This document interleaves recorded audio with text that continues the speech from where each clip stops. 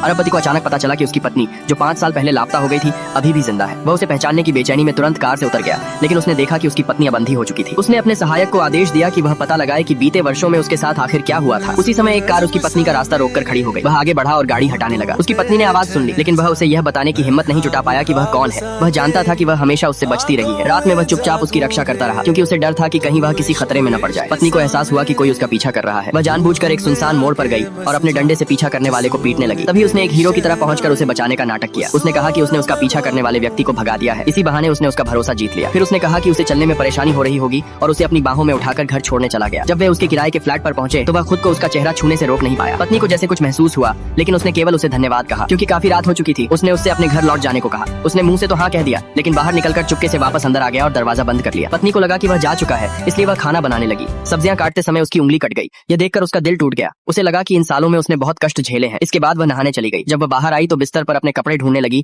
लेकिन उन्हें नहीं पा सकी। वह चुपचाप आगे बढ़ा और उसके हाथों में कपड़े थमा दिए। रात को जब वह गहरी नींद में सो रही थी, वह उसके बिस्तर के पास बैठ गया। उसने धीरे से उसके माथे को चूम लिया और उसकी कटी हुई उंगली पर सावधानी से पट्टी बांध दी। उसकी बस एक ही इच्छा थी, वह जल्द से जल्द फिर से उसकी जिंदगी में लौट आए। अगले दिन उसने बगल वाला घर खरीद लिया और उसका पड़ोसी बनकर उससे मिलने पहुंचा। उसने मुस्कुराते हुए उसका अभिवादन किया, लेकिन पत्नी ने तुरंत उसकी आवाज पहचान ली। उस पल वह पूरी तरह स्तब्ध रह गया। पत्नी ने उससे कहा, नाटक करना बंद करो, मैंने कल ही तुम्हारी आवाज पहचान ली थी।